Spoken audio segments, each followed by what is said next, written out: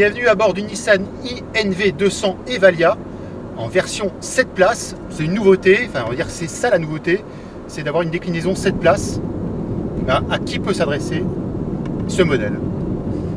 Et ben, compte tenu de l'autonomie de ce véhicule, on peut imaginer que ça va séduire particulièrement les hôtels pour des navettes vers les aéroports et aussi éventuellement des taxis, même si le niveau de confort paraît quand même un peu limité pour ces gens-là. Est-ce qu'on a une autonomie de 167 km annoncée? En réalité, ça va être beaucoup moins dans un usage, on va dire, normal. Effectivement, ça se positionne comme un ludospace, c'est-à-dire comme un Citroën Berlingo ou un Renault Kangoo, voilà, merci. Autant le Berlingo ou le Kangoo ont tendance à... Enfin, c'est un utilitaire à la base, mais il y a des prestations presque de berline. Là, on reste quand même dans un domaine quasiment utilitaire. Hein. On est vraiment, de toute façon, à la base sur un utilitaire, sur même une camionnette, on peut le dire. Ouais. Une petite camionnette, mais une camionnette quand même. Alors qu'un Berlingo et un Kangoo, c'est plutôt des fourgonnettes qui sont plus proches d'automobile que ce véhicule. On a deux portes coulissantes qui offrent une accessibilité quand même à la deuxième rangée et à la troisième rangée aussi assez aisée. Tout à fait. Hein. Par contre, il y a des meurtrières pour les fenêtres. Ça, je ne sais pas, pour un taxi, ça peut être pénalisant quand même, ne serait-ce que ça. Il y a ça, et puis il y a aussi vraiment le confort de suspension qui est vraiment très sec. Ça doit être de la lame à l'arrière, puisque c'est un véhicule qui est fait à la base pour transporter beaucoup de chargement. Donc il y a le confort de suspension, il y a aussi le confort des banquettes qui n'est pas terrible. Ouais, ça reste des banquettes vraiment très très fines, enfin quasiment bas de gamme quoi. Hein, on peut dire ça.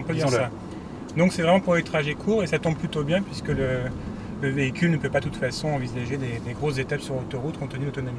Oui, on imagine mal une famille qui l'utilise, enfin, c'est comme le véhicule électrique, hein. Après ça répond à un besoin très très précis, effectivement, tout ce qui est navette d'aéroport ou pour transporter comme ça des personnes sur de très courtes distances, ça répond parfaitement à ce besoin-là.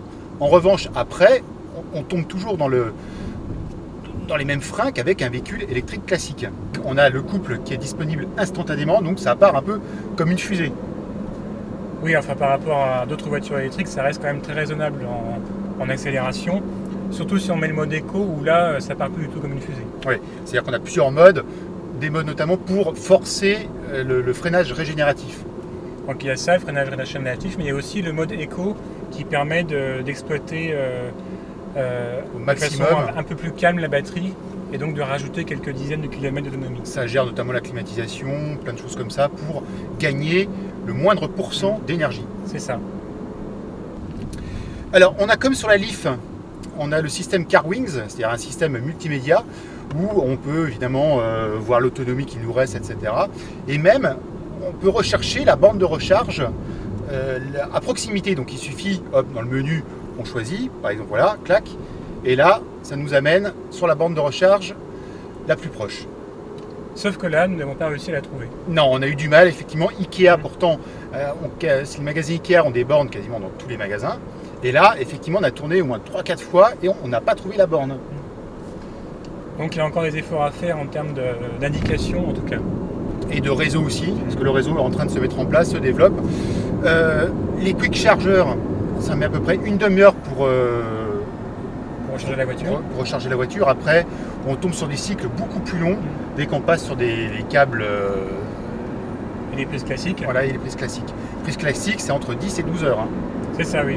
C'est ce qu'ils nous ont dit, 10 ou 12 heures. Donc il faut avoir le temps. Mais en même temps, c'est pas différent d'une voiture électrique classique. Ah non, c'est exactement le même principe, sauf que voilà, on tombe sur un format 7 places. C'est ça. Et comme les voitures électriques sont encore assez rares, dès qu'il y a une nouvelle forme de carrosserie, c'est un événement. Puisque ça n'a jamais été fait avant.